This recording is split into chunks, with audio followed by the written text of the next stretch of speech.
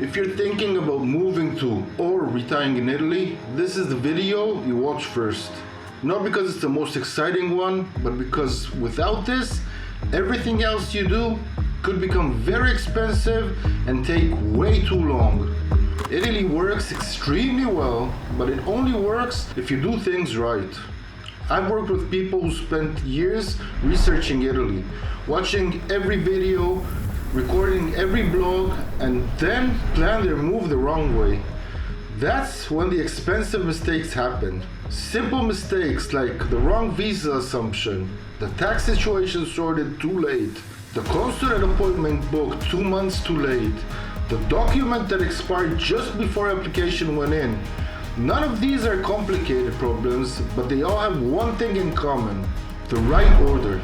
This video is 7 things you need to do before you leave home in the right order, so when you arrive to Italy, you are prepared. Let's start with number 1. Italy has several options for non-EU citizens who want to live there long term. There's the elective residency visa, the digital nomad visa, the investor visa, and for those with Italian ancestry, citizenship by descent, which is a different process entirely and deserves a video all by itself. Let me know in the comments if this is something you would like to see. Each one is built for a different situation, and choosing the wrong one is one of the most common early mistakes.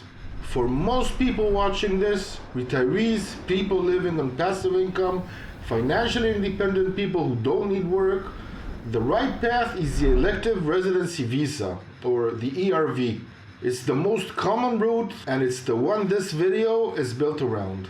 It's a long stay visa for financial independent non-EU citizen. No employment allowed, your income must be passive and must come from outside Italy. It's valid for 1 year, it is renewable annually, and after 5 years you can apply for long-term EU residency. After 10, Italian citizenship is on the table. If you want more information about the ERV visa, follow a QR code, or I will leave a link for a detailed explanation about what you need for it, how to apply for it, and how to do it the right way. If you're not sure which visa applies to your specific situation, that's the first question to answer before you do anything else. Everything else depends on it. Let's move to number 2. Number 2, check your income, honestly. This is where most ERV applications fail.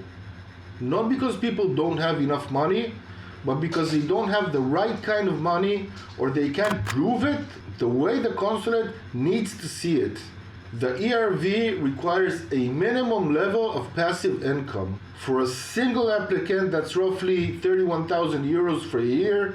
For a couple, it's closer to 38,000, and for each dependent child, approximately 6,200 euros on top. Those are floors, not targets. If your income is right at the minimum, your application gets scrutinized much harder than someone comfortably above it. Borderline applications with no supporting assets can be and are refused regularly. Now, here's what actually counts as passive income for the ERV. State or private pensions, social security, investment and individual income, stocks, bonds, mutual funds, rental income from property you own, annuities, royalties if you're an author, musician, or hold intellectual property that generates regular income, and trust distributions where the trust is structured as passive income. If your income comes from any of those sources and it meets the minimum threshold, you're in the right place. But here's what does not count: a salary, freelance or consulting income, remote work for a foreign employer. Even if you earn good money working remotely for a company back home, that is active income. It does not qualify for the ERV. If remote work is your situation, the digital nomad visa is the route for you, not this one. The ERV is built about one principle: you must be able to support yourself in Italy without working. If your income fits that description, passive, stable, and from outside Italy, you're eligible to apply. clearly with documentation in a format that consulate can read and verify. That means bank statements, pension award letters, brokerage statements, social security letters. All of it needs to be present, current, and in the right format. Before you go any further, be honest with yourself. Does your income qualify? Not just the amount, but the type. And can you prove it clearly? If the answer to any of those is uncertain, that's the first thing to resolve. Number 3, sort your tax situation. I cannot stress this point hard enough. This is the step most people skip, and it is the most expensive mistake you can make. Here's what you need to understand. The moment Italy considers you a tax resident, the moment you officially register as living there, Italy has the right to tax your worldwide income. That means your pension, your social security, your investment returns, your rental income back home, all of it. Now, there are tax treaties between Italy and many countries that determine what gets taxed and where. There's a special regime called the 7% flat tax that applies in certain qualifying regions and can dramatically change what you owe. There are legitimate structures that protect foreign income. But you need to understand all of this before you register, not after. I've seen people register with the Anagrafe, the local residence registry, before sorting out their financial situation. It took months to fix. And even then, they paid more tax than they ever needed to.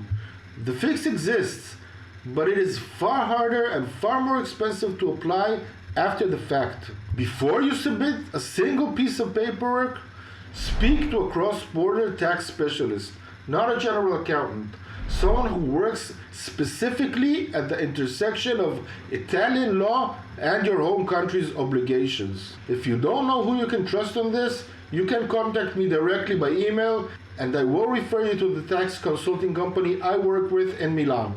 But as a starting point, use the free tax calculator at italyblueprint.com. It gives you a picture of your total exposure before you speak to anyone. So if there's one thing you take away from this video, it should be sort your tax situation before you make the move.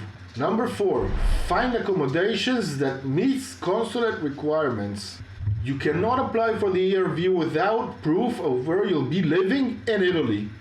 The consulate needs to see it before they process your application. That sounds straightforward, but like everything else in Italy, it has its rules. Not an Airbnb, not a hotel, a specific contract registered a specific way. Here's what qualifies. A signed lease for at least 12 months in your name, officially registered with the Italian tax authority, or the title deed of a property you own in Italy. Hotel bookings don't qualify, short-term rentals don't qualify, and an unregistered lease, which is very common in Italy, also does not qualify. And here's the practical problem. You need a lease before you can apply for a visa, but you haven't moved yet. So how do you sign a lease in a country you're not living in? It's possible. It requires working with a local agent or a property manager who can handle viewing and negotiations on your behalf. Some landlords will sign a preliminary agreement that satisfies consulate requirements while you finalize the details.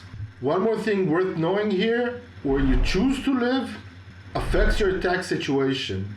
Some regions qualify for the 7% flat tax regimes, others don't. Sicily, Calabria, Sardinia, Puglia, Campania, Basilicata, Abruzzo, and Molise. Don't pick your region based only on lifestyle. Factor in the tax implications first, because once you've signed the lease and registered an address, changing regions means starting parts of the process again. Number 5, build your document file in the right order. Most ERV applications that fail at the consulate don't fail because of the big things. They fail because of document problems. Wrong format, missing apostille, expired certificate, translation not certified. So here's the core list. A valid passport with enough validity left to cover your intended stay and then some. Completed visa application forms signed in person at the consulate. 2 recent passport photos. Proof of passive income, bank statements, pension letters, typically for the last 3 years. Proof of accommodation, your registered 12-month lease or property deed. Private health insurance meeting ERV specifications. Minimum coverage for the right geographic scope. 12-month validity, reparation included. Standard travel insurance does not qualify. A background check certificate from your home country, apostilled, and translated into Italian if your consulate requires it. And a letter of intent explaining where you live, how you support yourself, and why you want to move to Italy. Whew. Here's the mistake almost everyone makes with the document file. That background check certificate, it has a validity window. Most consulates require it to be no more than 6 months old at the time you submit it. If you get it too early, before your consulate appointment is confirmed, you may have to get it again. So get the appointment booked first, then get the certificate. Apostilles and certificate translations take time. Build that into your timeline. Some states and countries process apostilles in days, others take weeks. Don't find this out 1 week before your appointment. Number 6, book your consulate appointment earlier than you think. This one is simple, and people constantly underestimate it. You must apply for the ERV at the Italian consulate that has jurisdiction over where you legally reside. You cannot apply from inside Italy. You cannot use any consulate. It has to be the right one for your address. Appointment slots at most major consulates, New York, Los Angeles, Miami, London, book out 2 to 4 months in advance. Sometimes longer. If your target move date is October, you need to think about your consulate appointment in June or July and not September. A few things to know about the appointment itself. You attend in person. No exceptions. Bring originals of every document and a complete set of copies for everything. Expect questions about why you chose Italy, where you live, and how you support yourself. Have clear, simple, and honest answers ready. Processing after the appointment can take up to 90 days legally. Many consulates move faster, but plan for the full window. The most common reasons applications get rejected at this stage: income too close to the minimum with no supporting assets, housing documentation in the wrong format, health insurance that doesn't meet ERV specifications, a background certificate that expired, incomplete documentation, missing apostilles, missing translations. None of these are difficult to avoid, but you have to know about them before you walk in. Number 7, tie up the loose ends before the flight. The first 6 things are the formal process. The last one is everything else. The practical setup that most people don't think about until they're standing in Italy wondering why something isn't working. Banking first. You're going to be moving money internationally from day one. Rent, utilities, setup costs. Using your regular bank for international transfers will cost you in fees and exchange rates, and it may take days to clear bank transfers. Set up a Wise account before you leave. It uses the mid-market rate and fees are low, and you can hold euros in it before you even arrive. I have a link in the description. Tell your home bank you are leaving. Overseas card activity triggers fraud alerts. Your card can get blocked at the worst possible time. Call your bank before you travel. Keep a backup card active and separate from your main one. About your phone, most carriers offer international plans, but they're expensive for anything longer than a short trip. Research Italian SIM options before you arrive. Setting one up on the ground is easy, but knowing what you're walking into saves you from paying roaming rates for the first 2 weeks while you figure it out. And finally, start learning some Italian. Start learning some basic Italian before you leave. Not because you can't survive without it, you can. But the quality of your daily life in Italy, especially in smaller towns, improves significantly when you can handle basic interactions in the local language. Even a few months of basics before you arrive make a real difference to how quickly you settle in. 7 things in the right order: your visa, your income, your tax situation, accommodations, your document file, your consulate appointment, and tying up the practical loose ends before the flight. The order matters. These aren't 7 equal items on a list. There's 7 steps in a sequence.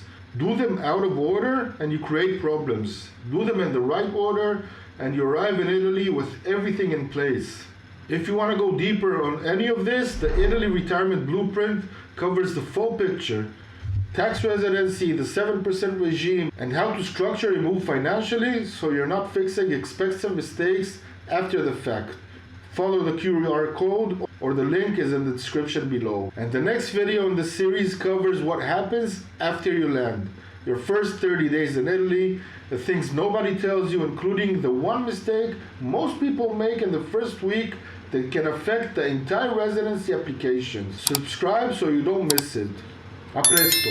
Before I go, if this channel has been useful to you, there's now a way to support it directly. A membership starts at just $5 a month. You get a badge, a custom emoji, priority in the comments, and I say in what this channel covers next through members only polls.